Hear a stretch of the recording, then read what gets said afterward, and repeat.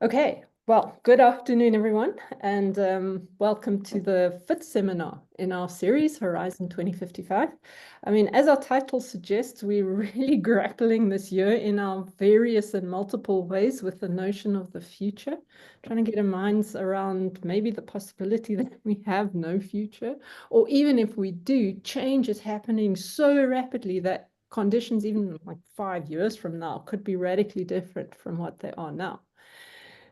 So how do we operate for now in such a kind of condition of fluidity? Today, we're going to join Prof Vulindlela Nyoni on what he calls his journey into unknown possibilities. Prof Nyoni is an artist trained primarily in printmaking and has just served his sentence as the head of Nelson Mandela University's Department of Visual Arts in the Faculty of Humanities. His PhD research was concerned with developing an ontology of diasporic subjectivity, focusing on the work of three artists living in between South Africa and Zimbabwe. And interestingly, kind of fluidity was the underlying condition of this diasporic subjectivity.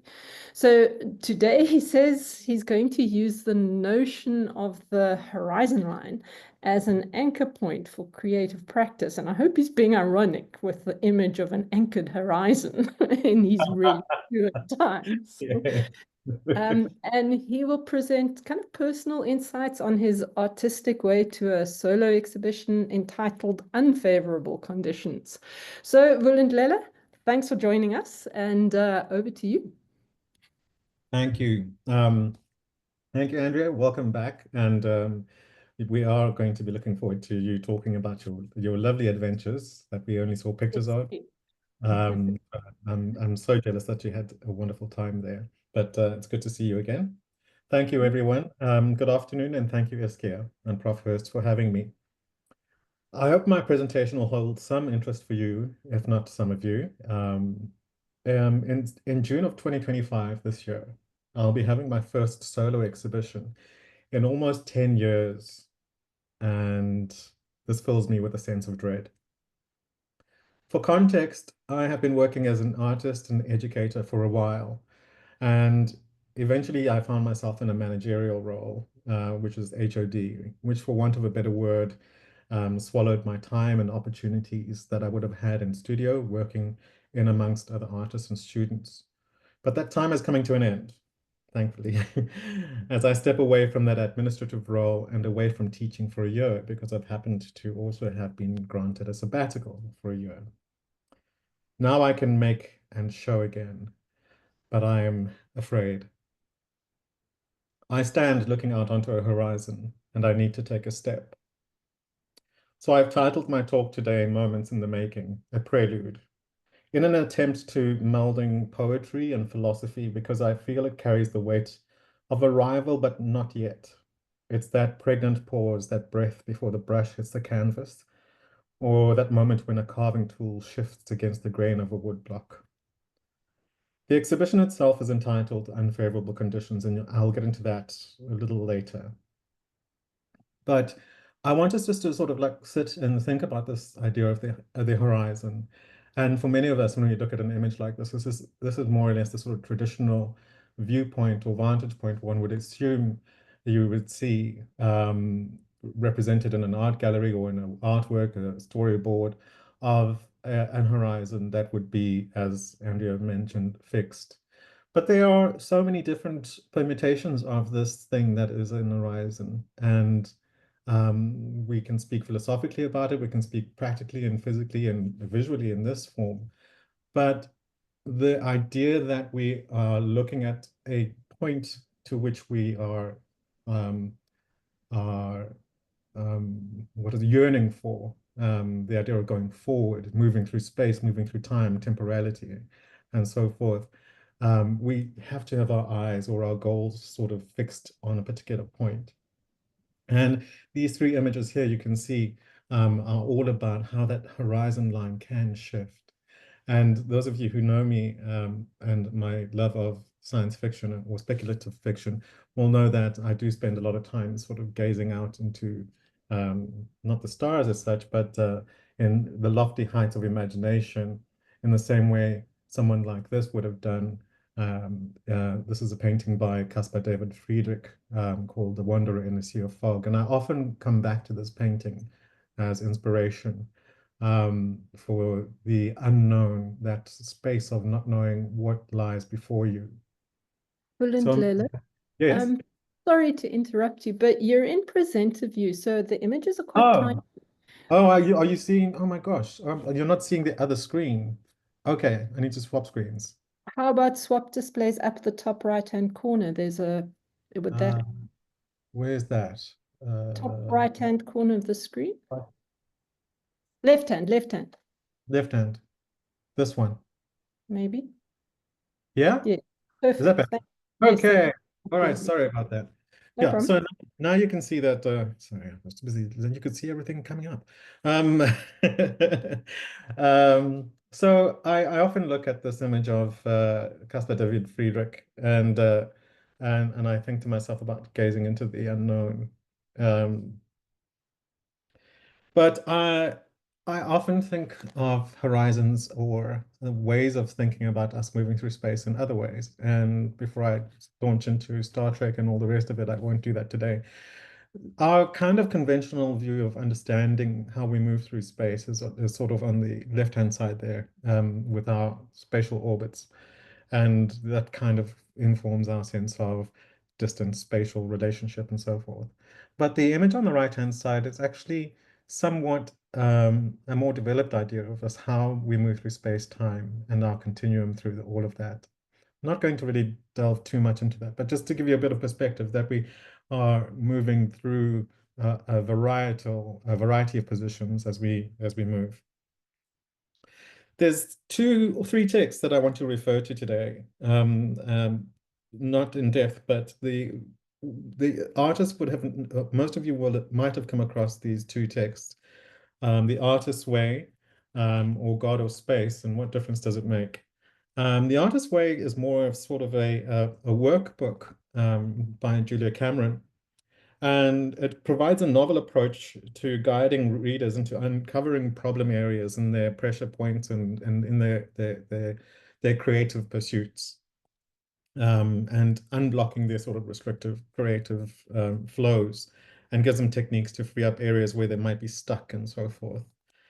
And God or Space by Walter Mehra is actually quite an interesting book. I haven't really gone through most of it, but I found some exciting reference points to it, particularly for this talk, and I'll come back to it later. But the gist of the book is that people support the idea that it is mainly through knowledge and certainty of an outcome that they can find happiness.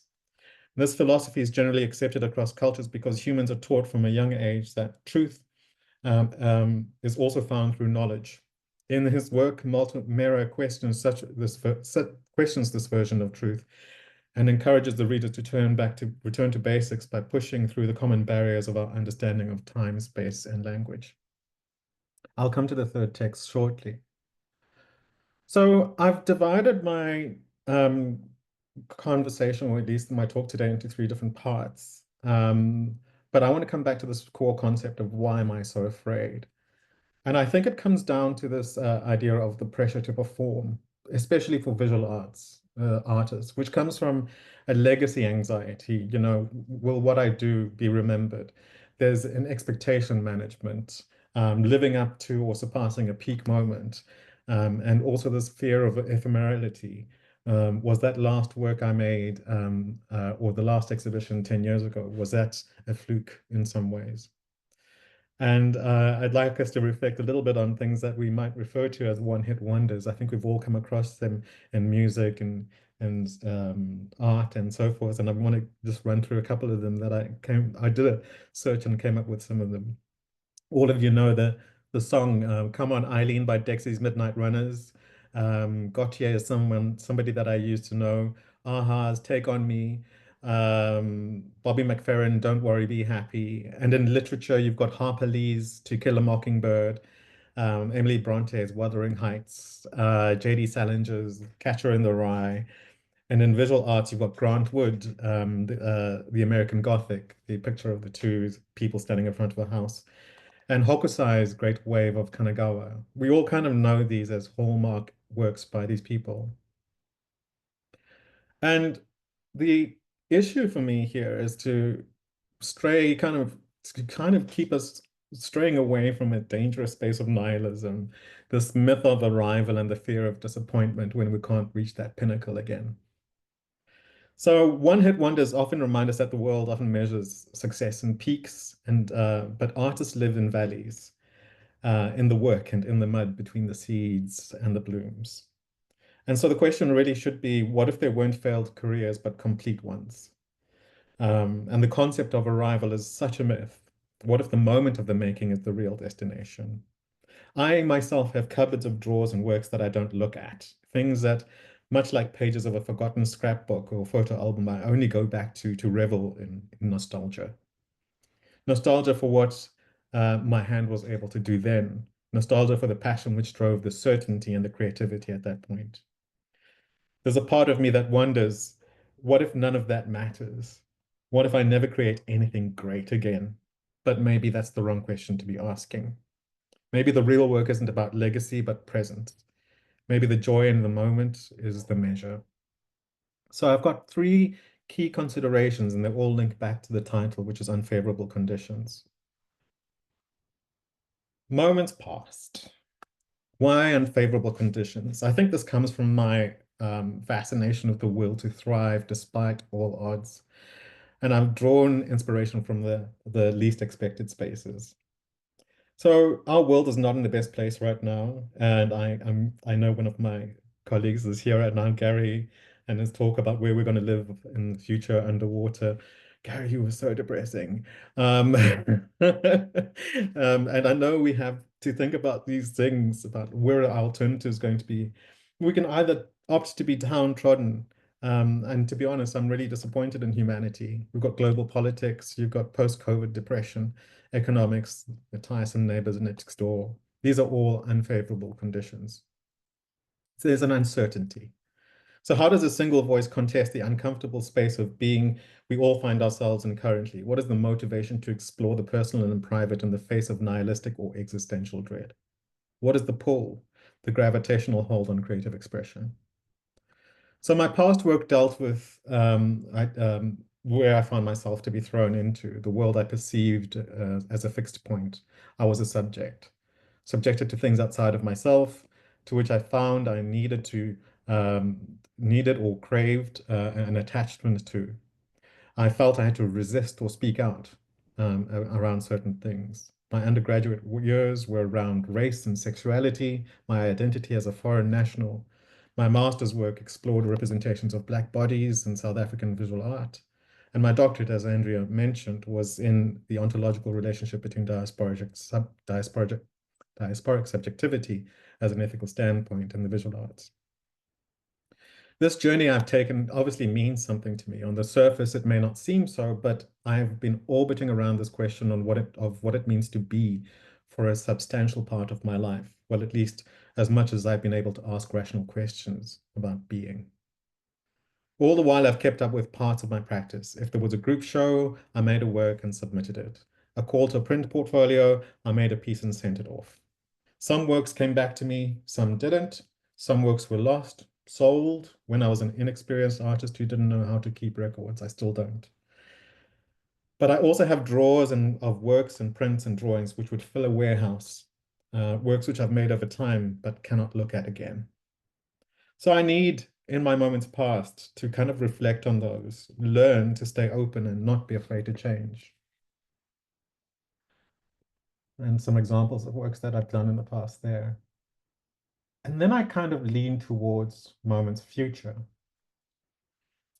So now to the show and the expectations as an established artist, the oeuvre and the anxiety rooted in the question, is this my moment?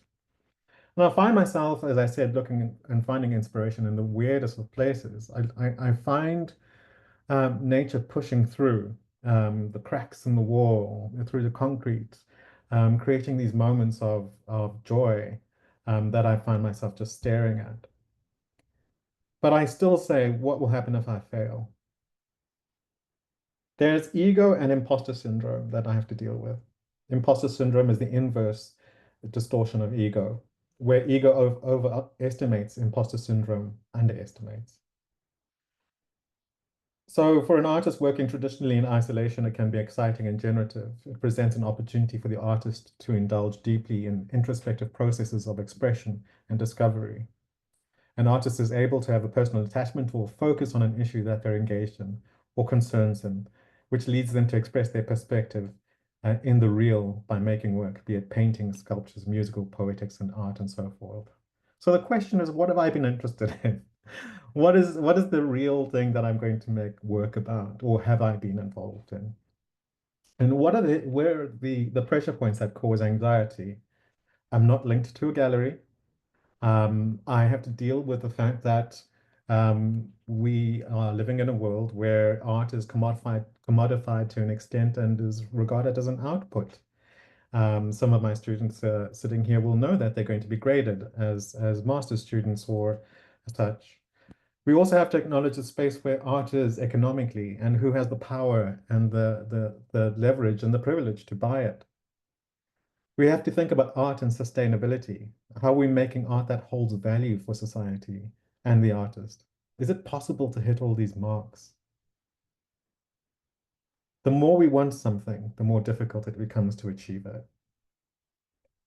So I find myself doing this. This is where I am at this point in time. Wrestling between the two spaces of creativity. The great archery master, Awa Kenzo, did not focus on teaching technical mastery of the bow. He spent no time instructing his students on how to deliberately aim and shoot, telling them to simply draw back a shot until it fell from you like a ripe fruit. He preferred instead to teach his students an important mental skill, detachment. What stands in your way, Kenzo once told his student, Eugene Herrigel, is that you have too much willful will. It was this willful will, the desire to be in control and to dictate the schedule and the process of everything we're a part of, that held Herrigel back from learning, from really mastering the art he pursued. So I've taken up gardening. And this is kind of a thing where I compare putting that first mark down on a piece of paper and drawing that horizon line, anchoring myself in some place, or at least projecting an intention into a space of creativity and how it speaks to me. And the garden and the space that the garden occupies for me is that commitment. Can one be in a state of falling around a point of gravitational pull? Perhaps not to grade myself on a scale of how well I can do anything, but simply that I do. I suppose you call it orbiting. And I am taken by nature. I find myself craving green. This like all came from the garden that I have at the back, and it's we I live off of it pretty much. And there is something about the presence that is needed when you are gardening. You have to be in the space for things to happen. You can't walk away and expect fruits and vegetables to do their thing. You must tend, you must grow, you must leave, you must be patient. So the space I'm going to just show off here now quickly is very much thriving, and these are the sorts of things that do just simply are spilling out the backyard.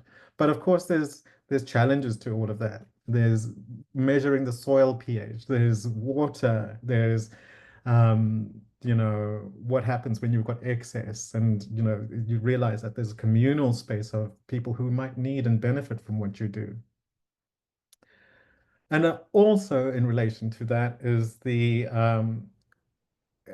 fascination I now have with bonsai. And bonsai has, much like the philosophy of wabi-sabi, taught me to be patient, to softly direct but not control. And I think a really good example of what I'm talking about is a question of presence. And the third book that I was talking about there is, I wanted to talk about is the stillness is the key. So in his book, Holiday says, being in the stillness, craving the stillness, it's important to kind of get into the flow of things. He notes that the Tao Te Ching points out that when clay is formed around emptiness, it becomes a pitcher that can hold water. Water from the pitcher is poured into a cup, which itself is formed around emptiness. This room, this all that happens in the room this all happens in, and its four walls formed around it, are all formed around emptiness. Now, I'm tempted to raise the power of procrastination here, but not to make it the emphasis. So often we are doing nothing, and maybe we have forgotten the important fact that doing nothing is still doing. But it's a question of finding stillness. And I think it's rooted in the green that I was talking about before.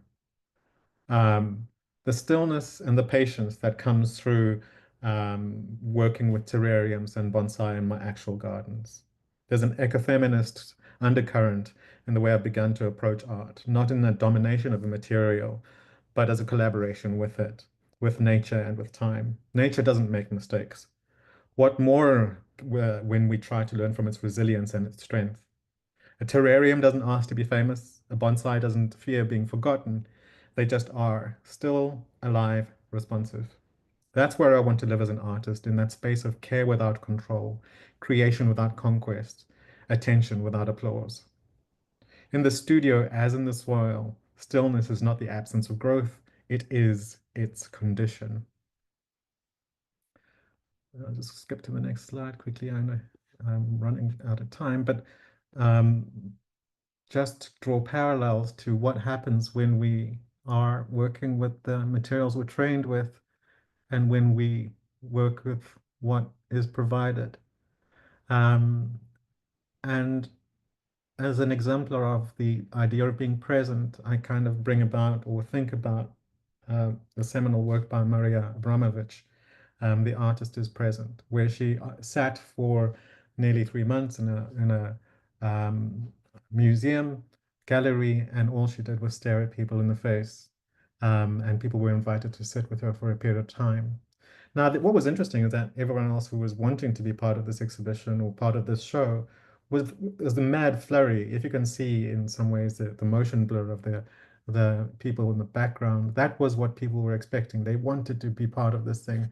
And the idea of trying to get to sit in front of a Maria Abramovich, never mind her sitting there for 3 months, they had maybe 10 minutes to experience the moment of time with her.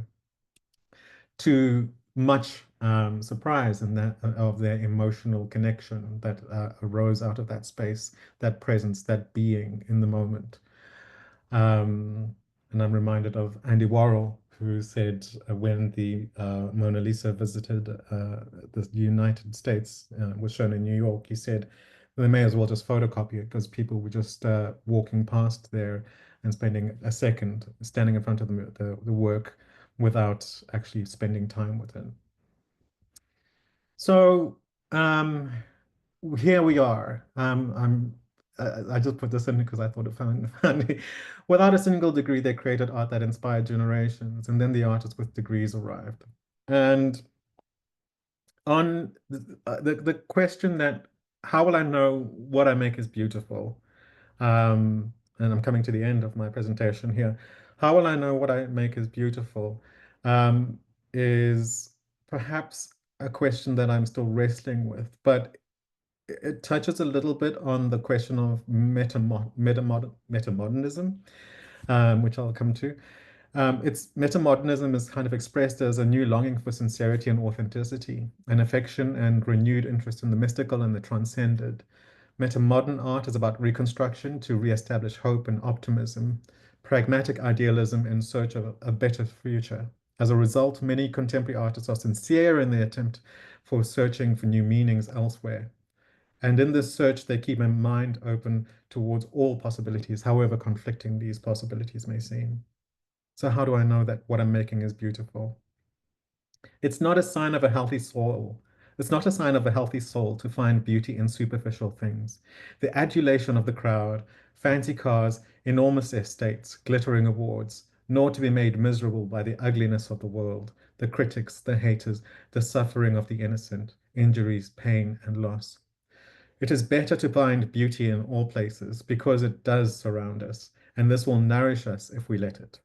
The soft paw prints of a cat on the dusty trunk of a car, the hot steam wafting from the vents of a New York City morning, the smell of asphalt just as the rain begins to fall, the thud of a fist fitting perfectly into an open hand, the sound of a pen signing a contract binding two parties together, the courage of a mosquito sucking blood from a human who can so easily crush it, a basket of vegetables from the garden, the hard right angles that passing trucks cut out of the drooping branches of trees next to a busy road, a floor filled with a child's toys arranged in the chaos of exhausted enjoyment, a city arranged in the same way, the accumulation of hundreds of years of spasmodic independent development.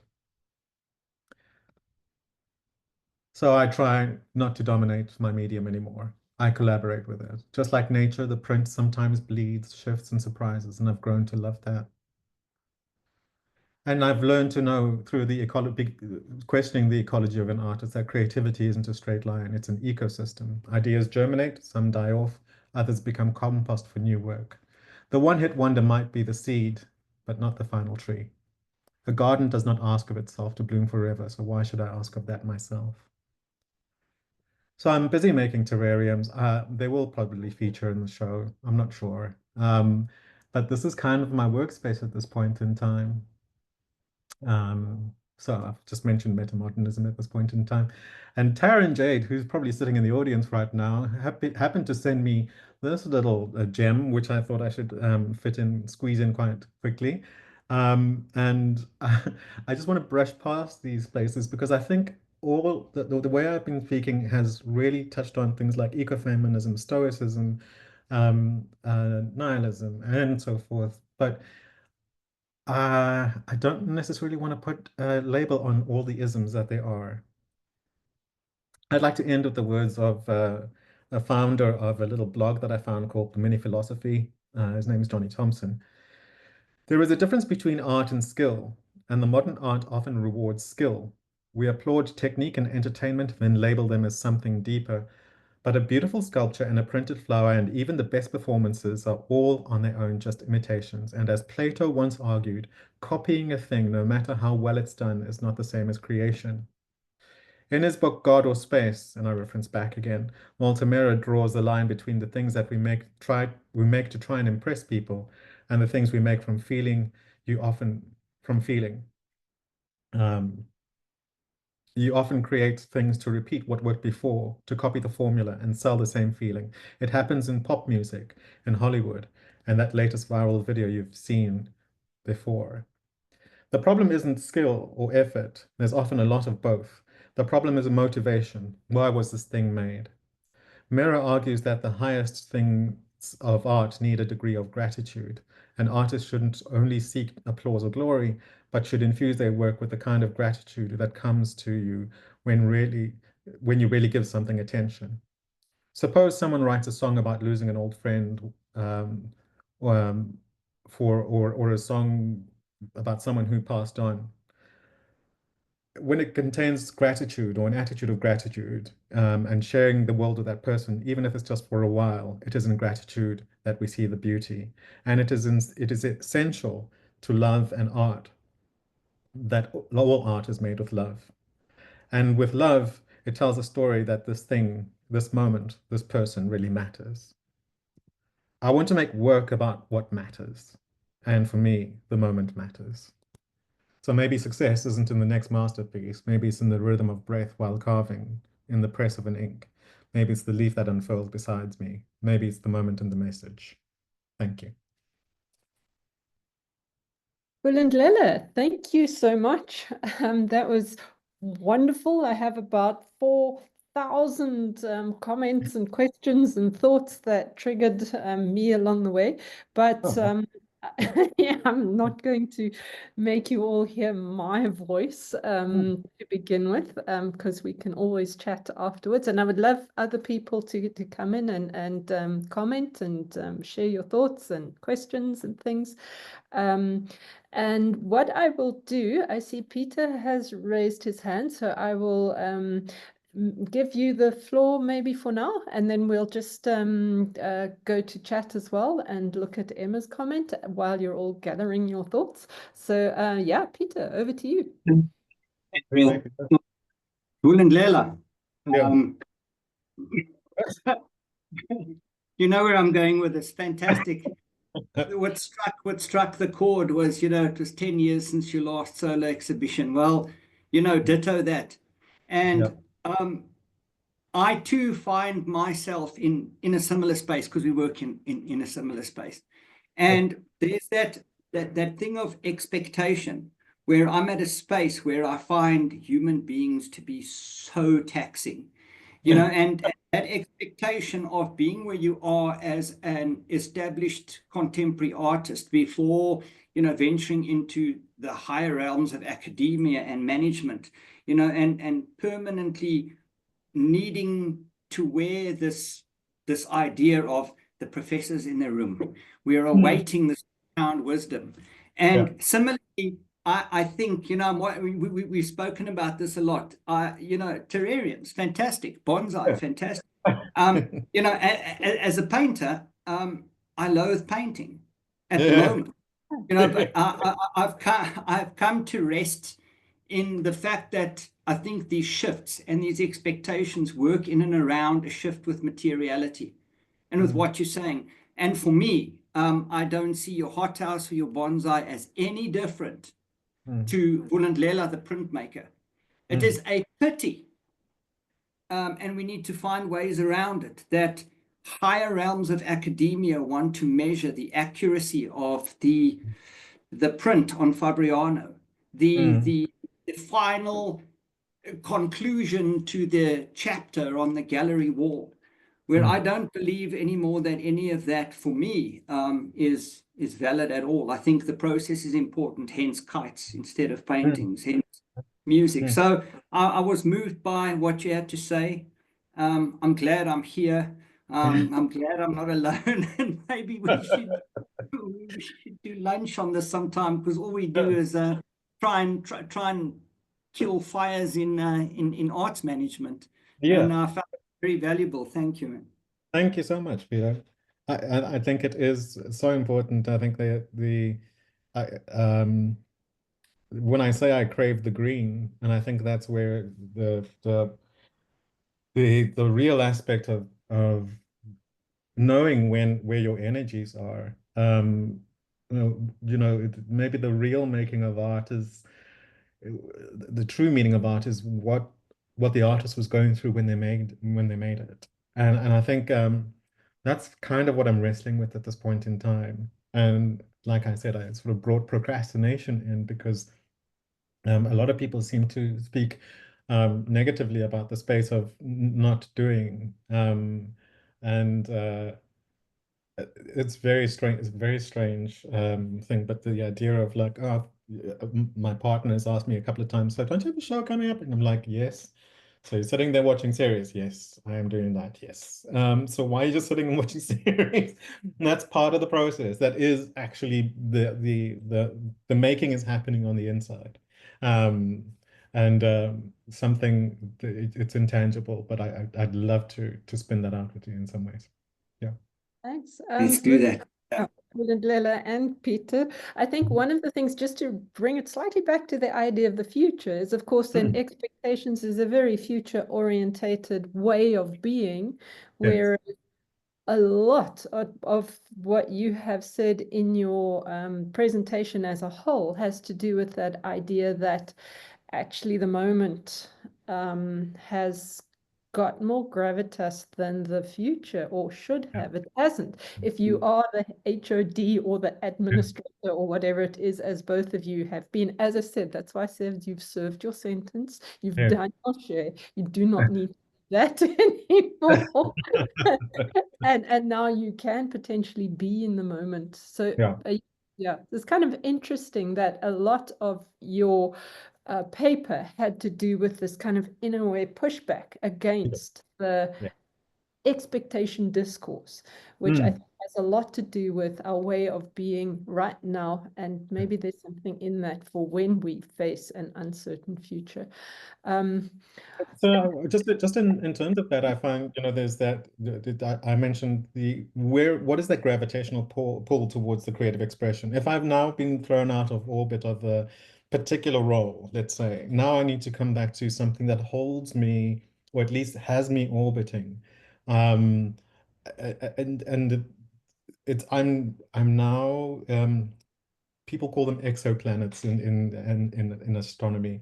An exoplanet is not necessarily rooted to one particular solar system. It seems to kind of like revolve around a number of different stars. And I'm in that sort of exoplanet stage of like, wow, this is bliss. This is great. This is exciting because now it's no longer it's not a wobble. It's an extended orbit. So I'm looking at to what gravitational pull I have as a creative person.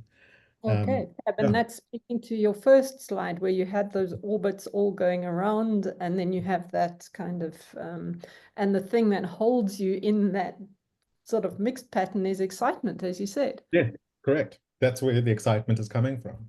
Interesting. Okay. Vulindlela, I just would like to read to you what Emma has said. She had to leave. She had another meeting. And then we'll go on to Gary, who has his hand raised. Okay. So Emma says, I enjoyed this and I'm sorry I had to leave early for another meeting. Just a comment. I love your concept of the will to thrive wherever we find ourselves. I also like that very much. That idea that you said, no domination, just desire to collaborate with what happens. Yeah. Maybe that's a way of being a happy nihilist. I'm not sure, maybe.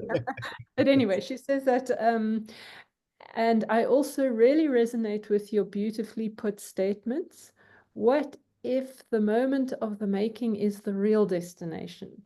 And maybe the joy in the moment is the measure. So she really resonates with that idea of being in the moment as our response to this terrifying future.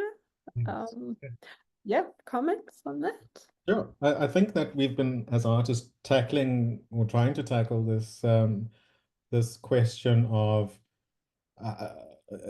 I think, like impermanence, I suppose, is one answer to the quandary.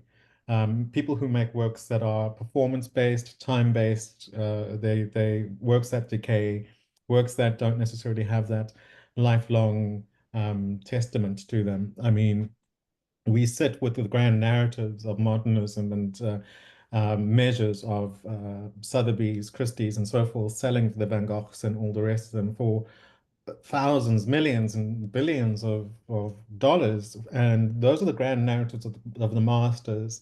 And the converse of that is the what was his name? The banana on the wall, the sort of the countermeasure to the grand narratives. And I think metamodernism is speaking to this sort of space in between. How do we deal with the sincerity of knowing we are ephemeral, knowing that we can break down, knowing that we won't last in some ways as artists, and the work that we make might not need to be perfect. It might not need to sit in frames. It may not need to be behind non-reflective glass. It could simply fall apart as soon as you see it. Those are the important moments. And I also think it speaks a little bit to the tension we're feeling environmentally, socially, politically, globally, in terms of where we see our certainty as humanity. I'd actually put down in the paper, and I didn't read it out, that perhaps there's a little bit of an arrogance in thinking that we should have a permanent state of being as humanity and where we're going to be in the future. Perhaps the necessary future is that we don't exist. And those are the things those are options that we also should be thinking too. Yeah. Yeah. Okay, Perfect. great. Thank I you. mean, one just quick comment on your the Van Goghs and all of those paintings that are selling for billions have got nothing to do with the art. The banana Yeah, on the wall will also sell for billions to some exactly. person who wants Exactly. to launder money from one continent to the next. So Correct. it sits in a warehouse, not even Yeah. a warehouse, a Yeah. container somewhere on an Correct. airport, and that's where the art will be. But Exactly. it is worth billions because somebody has used it as a form of currency. So we have a very crooked way of thinking about things. Totally. Yes. Totally. Yeah. Totally. But yeah, thanks, Vulindlela. Gary. Vulindlela, fantastic. Let me premise it by apologizing for the depressive thing about living under the sea. Sorry. It's like, sorry. Elaborate with what happens. Okay. But I'm glad to see your experimentation in greenhouses, because we'll need that going into the future, especially under the sea, So Definitely. no, I mean, I think I was struck by your, how do I know what I make is beautiful and I want to do art that matters? Those two statements that came through there, so it's this, what Andrew was talking about this, or you were talking about this impermanence, that we want some kind of permanence. We want to do something that's beautiful, something that matters. And I was wondering if you could just comment on what is it that matters? What is beautiful? Whether you had any views on that. Look, I think what is beautiful would be another presentation altogether. Umberto Eco wrote on beauty, and that's like a text on its own. I think, let me start with your next, what matters? Your second question, what matters? I think there are structures in place that tell us what matter. They're the value systems, as Andrea mentioned, that the art has nothing really to do with what the values ascribed to that art are, based on things like monetary value and so forth. So I can't have this conversation without saying it matters that I need to be able to put food on my table. It matters that I need to be able to survive as an artist. It matters that what I do can bring me something. It does matter. However, I'm also reflecting on the power of self-sufficiency in having a garden, that maybe if I don't sell at this exhibition, I won't have to worry too much about not being able to sell at this exhibition, because I'm actually growing my gardens, and that's a part of my creativity. But it does matter to have your work appreciated to a point where someone would say, that is something I think needs to be seen and shared and so forth. I can't, it's difficult because I say I've got these drawers where I don't look at work anymore, and they sit there.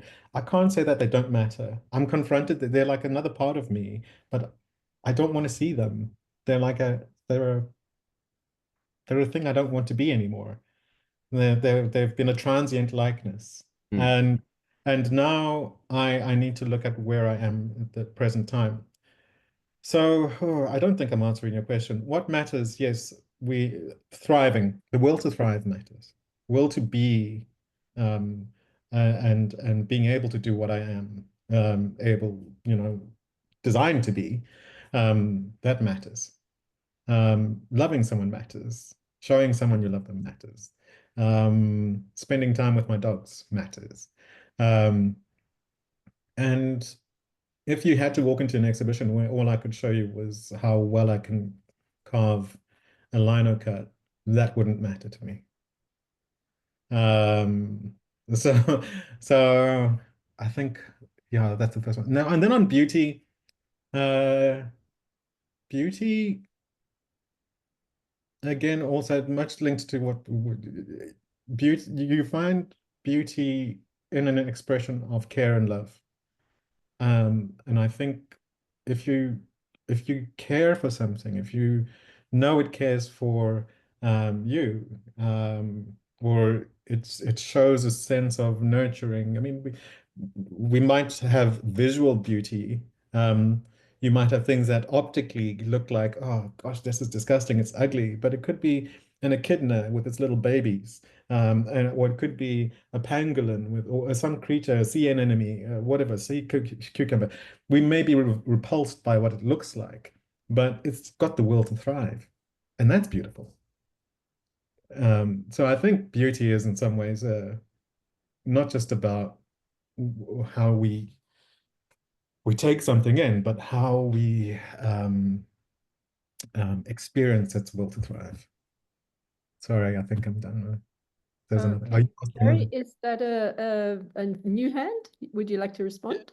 Yeah. If I can respond, just, I've been working through this Don't Look Up movie Yeah. as part of and I keep on coming back to it because the sort of second final scene is this Last Supper that is recreated where they sit down. And it's just good company. He's reconciled with his wife. His student is back around the table, and they're enjoying a glass of wine and a good meal. And then they all die. They just they all vaporized when the comet hits. And I was been reflecting on the original Last Supper, where the Christ Last Supper, which isn't the final moment. It is just it's a transitionary moment to because they're all saved, and Jesus then arises, and it offers you.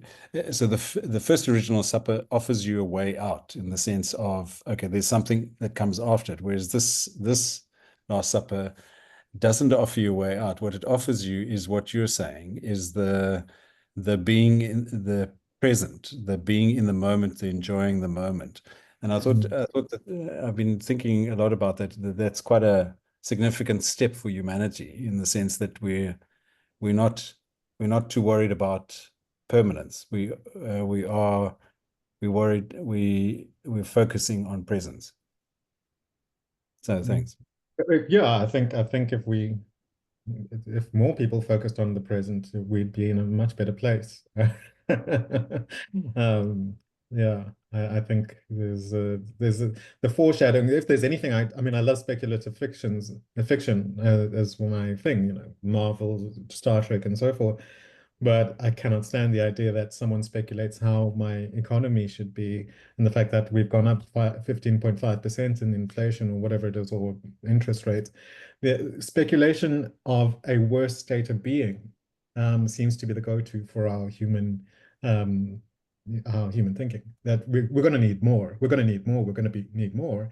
But if you look at the present situation, we don't. We've got everything we need. Yeah, that's a fun one. Sorry to interrupt you. I think, Matthias, you're looking very shifty and as if you would like to say something. Is that true? Yes. You're right. You guessed my body movements correctly. Thank you very much, Vulindlela. I thought it was a really wonderfully poetic and philosophical sort of account of all the the emotions and the thoughts that sort of must go through you and your sort of the race towards your exhibition. So it's very rich, and I'm just going to focus perhaps on one thing. And you sort of mentioned that, or something that was sort of already brought up a couple of times, is that maybe the value of the art that is what went into the artist's mind when he was making the art, right? Yeah. So this is the idea that obviously, sort of the process of making art and sort of the entire experience of making art, creating art for the artist is in a sense much more valuable, you could say, as all these sort of assumedly secondary things like exhibitions, commercial stuff, the financial things. So I was just wondering, how important is communication or sharing that experience with an audience for you? Because obviously it threatens to become a very solipsistic thing where if the art is, the experience of the artist, then obviously the audience can't really experience that unless you have certain strategies, artistic strategies in which you try to communicate that experience of the art creating to your audience? And then obviously then the question also is what kind of the medium that you use. Obviously, if you use prints, then I was wondering, do you have certain strategies where you sort of attempt to communicate that creative experience through that printmaking, or are you thinking of totally different strategies in which, you know, just showing a print in an exhibition space is just not really communicative enough in terms of, you know, how you define what is most valuable to art, which is your experience. So I was just wondering how you would see that, because obviously if you want to make an impact or whatever, you somehow have to sort of, I mean, art is not just, I guess, not an individualistic, solipsistic process that only has value to you and perhaps your immediate environment. So there was just some thoughts that I had. Yeah. Thank you, Matthias. That's actually been that's that's the thing that's keeping me up at night. So there's I had a lecturer in my undergrad who once said to me, like, why, if, because I was working with this issue of politics of race and body and sexuality and so forth. She looked at me and she said, if it's so personal, why make it? You know? Why if it's so personal to you, why do you want to, why do you have to make this? And there's I have had thoughts about this the danger of solipsis. I suppose one can get caught into navel gazing, I suppose, in the experience of making and valuing that portion of the experience is so much more important than the outcome. And there are strategies around that. You know, there's various curatorial things and things that one could do, much like Abramovich did, where the work is about being in the studio or in the gallery. I've already been in conversation with the gallery where I'm showing, and there's possibilities of, you know, being present, not all the time, but being there while I do things like working with the soil, working with the garden while the exhibition is up. There's a question of sound and recording various instances and having those the moments being recorded to a certain degree. There's a temporality of it, and in perhaps it doesn't stop there. So maybe as the exhibition goes on, we record it, and that recording evolves to become another growth spurt into something else. I see Andrea's cat.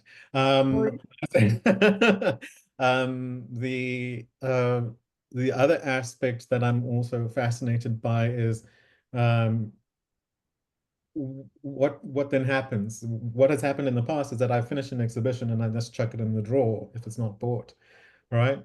So coming back to the time-based thing, I'm actually digging out works that I've not looked at in years, and I'm bringing them out to have conversations with those and putting them into space. So people won't necessarily know which ones were done when.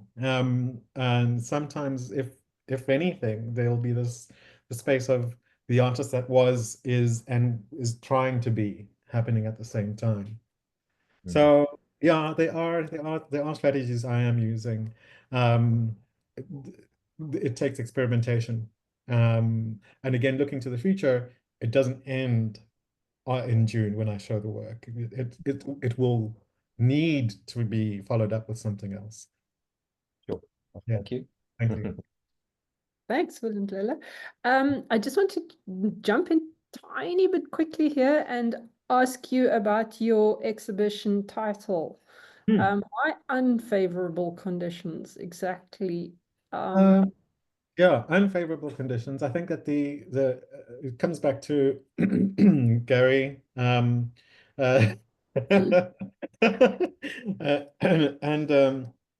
I think in the space that I mentioned, we are living in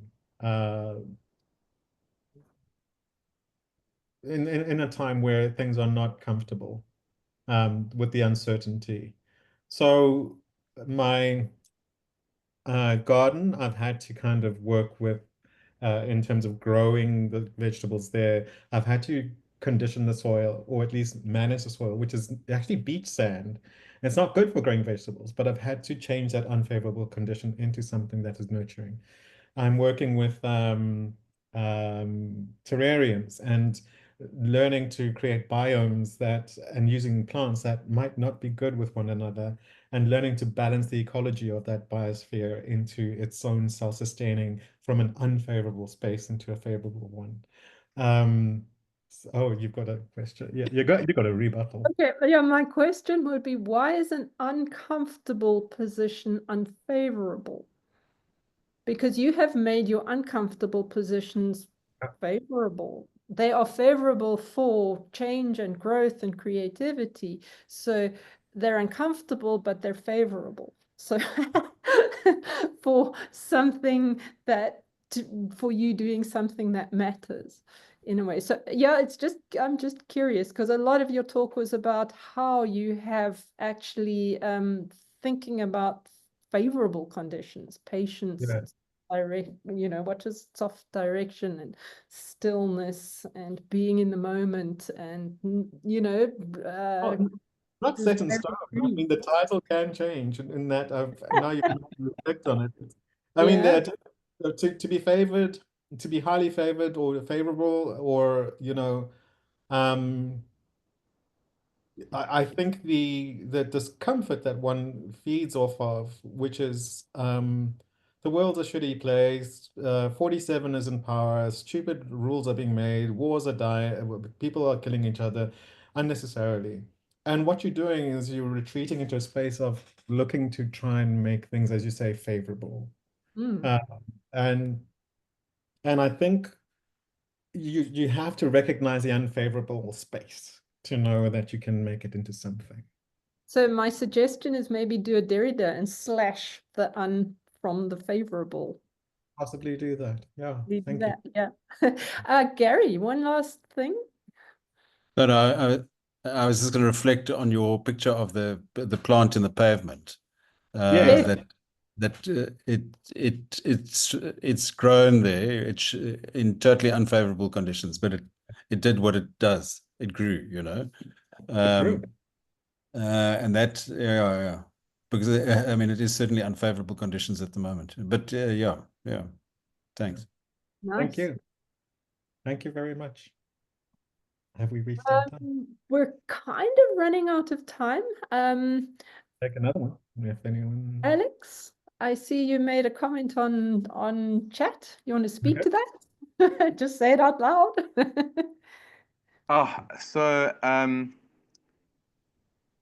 Firstly, thank you, Vulindlela. It was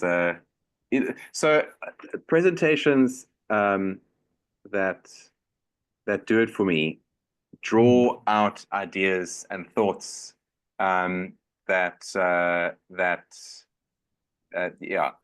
to use the expression that you wonderfully use, make me feel more alive. So thank you. Oh, thank you. And I know that you don't want attention to lead to applause, but I think just to echo everyone, you've deserved applause. But I couldn't help but notice things that you said really resonated with another writer that I admire. I know that your medium is very different, but they are trying to move away from technique almost completely, not completely, almost completely. And one of the things that they often mention is the sense of liveliness that one has in the making, which is also a very different way of engaging with the present, as opposed to a willfulness. Or Yes. wait, what was the expression used with you? It's a too much willful will. Yeah, willful. Yes. Yeah, I mean, can you talk more about that? Because that's I mean, that relationship of there's this joy in the making, there's this liveliness, and maybe I'm not hearing you well, but that this willfulness or this willful will gets in the way of that. Yes. So Kenzo, the Japanese philosopher, would have been trying to instruct his students how to fire an arrow.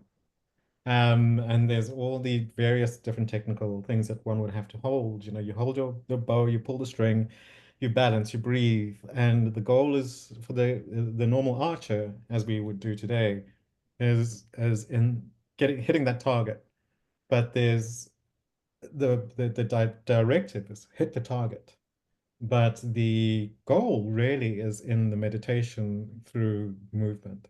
And I think when your willful will gets in the way, you only see the target, and everything becomes this tunnel vision of not knowing what is happening around you.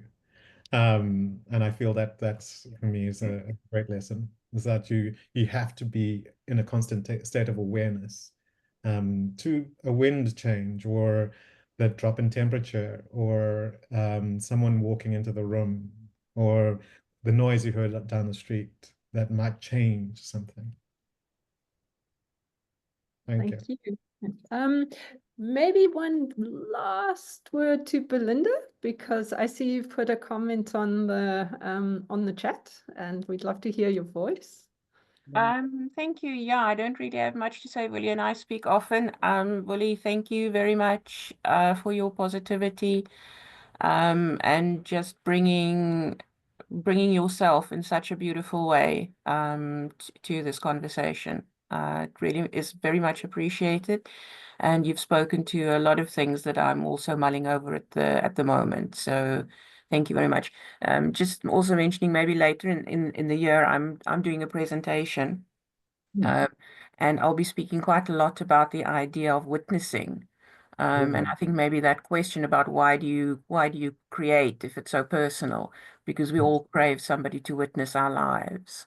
And I think maybe that idea of witnessing for one another, witnessing, that's something that I'm playing with at the moment. So we'll chat about that. But thank you so much, Willie. Very much, Belinda. Much appreciated. Hey, yeah, I completely second all of the what shall we say, the comments of praise. At least it's a joyful presentation. So I'm hoping it's not all of our desire to escape Gary, escape responsibility, but we need the Garys and the Vulindlelas to kind of we say it, feed off one another. So thank you so much for that. And with that, I think we do need to end the presentation. I hope we will all have a wonderful weekend in the garden. Yes, I'm going out there right now with my doggos. Wonderful. Thanks, Mandela, and thanks Thank you everyone. so much. Bye. Bye-bye.